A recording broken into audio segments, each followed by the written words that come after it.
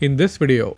I would wait until we come back to Europe before I start to panic, says Franco Morbidelli. Ducati disappointed by manufacturers uniting against ride height devices. And Suzuki's new team manager says working with Marquez makes life much easier. My name is Sankalp and this is your Racing News Fix. Starting from P12 on the grid, Franco Morbidelli had a terrible start and was circulating in P17 outside the points paying position. His saving grace were the crashes ahead of him, which promoted him up to P11 where he ultimately finished the race. The issues of the M1 were not just limited to the lack of top speed. Franco started. We lack the grip and top speed. These are the two problems that we know right now. We will see how things go in Mandalika and for sure we'll try to fix it, especially the grip problem. Explaining what went wrong at the season opener race, Franco continued, I expected a little more and I could have done a little more, but I had a very bad start. I lost a lot of positions in the first 2 laps and I wasn't smart enough to make the right moves in the first few laps and lost a lot of time. I wasn't really prepared in the first phase of the race. Letting everyone know that he is not panicking yet, Franco concluded. It is definitely a big setback after Yamaha won both the races here last year. The other manufacturers have done an excellent job in terms of top speed as well as tyre management. But I am not panicking yet. I would at least wait for the championship to arrive to Europe before I start to panic. Is there any hope for Yamaha this year with the lack of top speed and return of the front tyre pressure issue? Or should they just write off the season, follow the footsteps of Honda and start to work on a radical M1 for 2023? Let's chat in the comments below. The shape-shifting Desmo CDG with repeatable ride height devices at both rear as well as the front end were met with a lot of controversy even before hitting the track at Qatar. The riders are split on the topic, with most non-Ducati riders in favor of banning the ride height systems for the future. And now, 5 out of 6 manufacturers are officially united in the plea to ban the ride height devices starting as early as next year.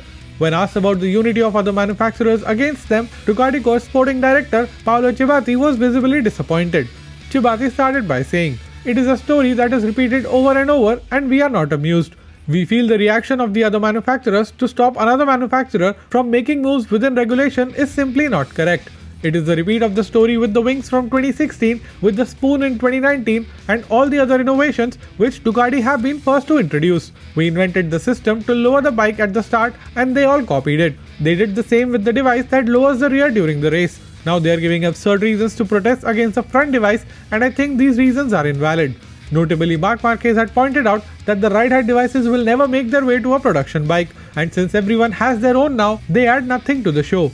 Responding to these comments, Ciabatti continued, "It has been said that these systems cannot be used on stock bikes. That is true, but I would also like to point out that all our competitors use pneumatic valves, which will never be used on stock engines. The same goes for carbon brakes as well.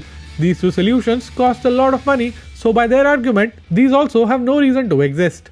Ciabatti finally concluded by saying, "I hope common sense and fair play from a technical point of view will return, because I don't see it in our world today.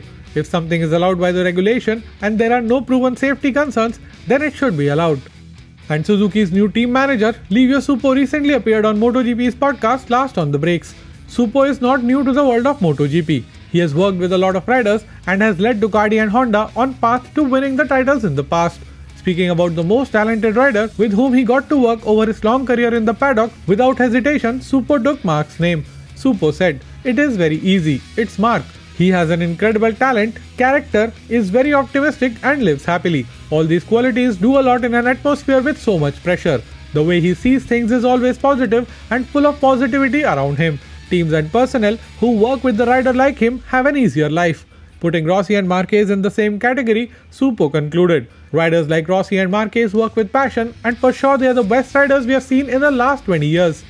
If you made it till here and still are not subscribed, what are you waiting for? Hit that subscribe button and ring that notification bell. Here are 2 more videos which you might enjoy. My name is Sankalp and I'll be back with another video very soon.